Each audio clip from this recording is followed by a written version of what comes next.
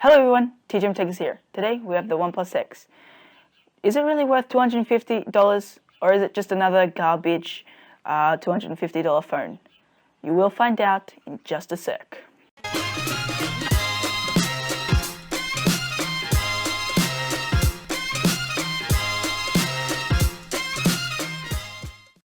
So let's start with the pros and the cons.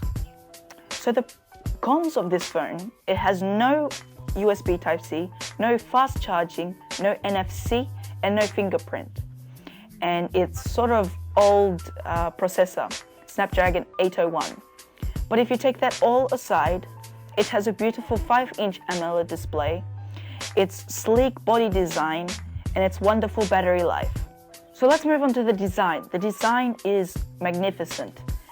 It feels premium. It even has micro cuts along the phone, but it's not sharp enough to cut your skin, but it is very nice to hold as the phone, nice and grippy to hold.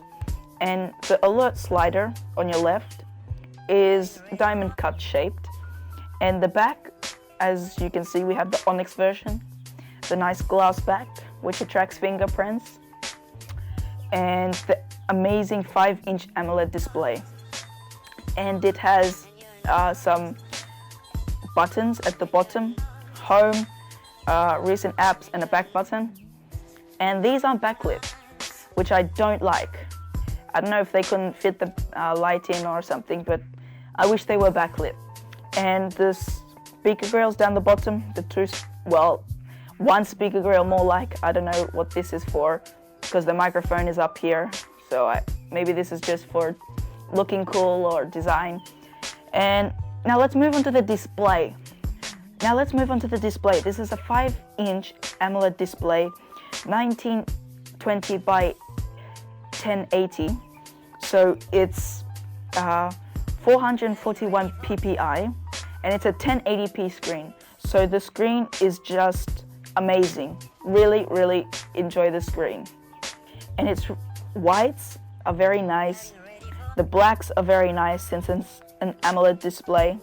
And it also comes with the dark mode already installed or turned on to save battery life. And this is a really amazing display. I really enjoy it. So let's move to the performance of the phone.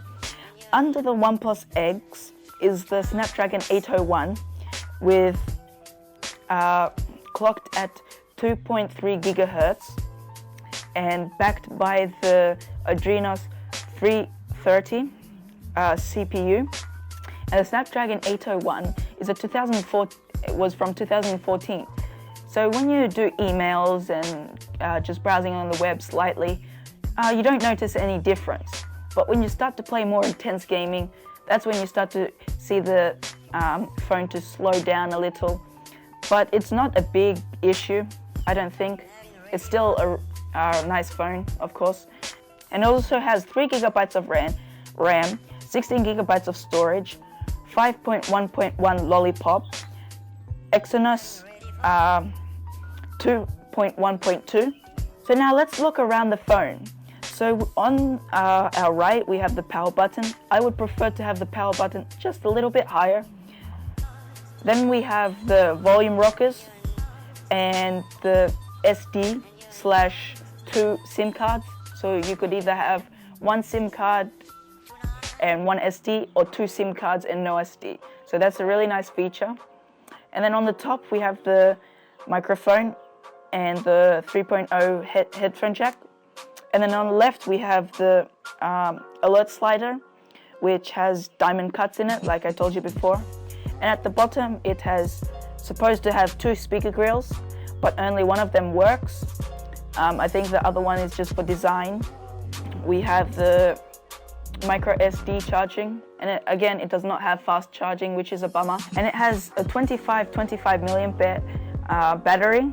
With the dark mode turned off, I got 1 full day and a half of battery life, and I'm a medium user. I'm not a heavy user on the phone, but I was a medium user. I was browsing, doing quite a lot, and the battery turned out really great.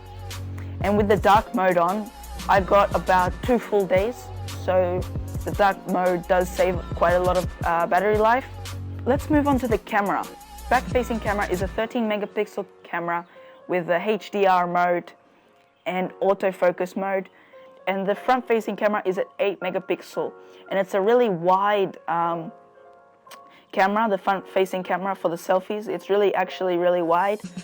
The camera software is actually very simple and not many features you could do, but it does have slow motion, time-lapse, video, panorama, and you could change the brightness of your shot, and that's pretty much it. There's not much to the phone, and as you can see, the front-facing camera is really wide and really nice to have a lot of people in the shot.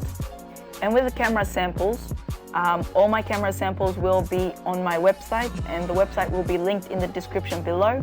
So don't forget to check out those camera samples for full resolution. Let's move on to the software of the phone. The software is the Exynos 2.1.2, and it's very familiar to the Lollipop 5.1.1. Well, that's what's running underneath. And this phone is very customizable to your preference. You can change these buttons around, swap the buttons, have like a long press to go back to your recent application. You have many gestures, double tap to wake, circle to open up, V to toggle the flashlight, and some other one to do the music. Then you have a feature called dark mode, where you turn it on and your phone goes dark, and it's better for AMOLED display. It saves more battery life. And we have the accent colors of your LED notifications, so you can change each color of it. So for example, if the battery was full, you can change it to purple or green or yellow or red. It's up to you. And also I have Shelf installed with all my contacts, my recent contacts and my recent apps featured, and it's very nice to have that on the side. Very simple to go to somewhere that you recently went. And also, so in conclusion, this is a very great phone for its price, even though it does not have any NFC or fast charge or wireless charging or USB Type-C, but I really do think it's worth to pick one up. And remember, you can pick one up in a month's time without an invite, so it's almost open to everyone, but you just have to be patient. That will wrap up the review for the OnePlus X, and all the camera samples will be on my website. The website will be linked in the description below. And don't forget to check out my unboxing if you have missed that video, because the unboxing was very premium, and it was just really amazing time to unbox it.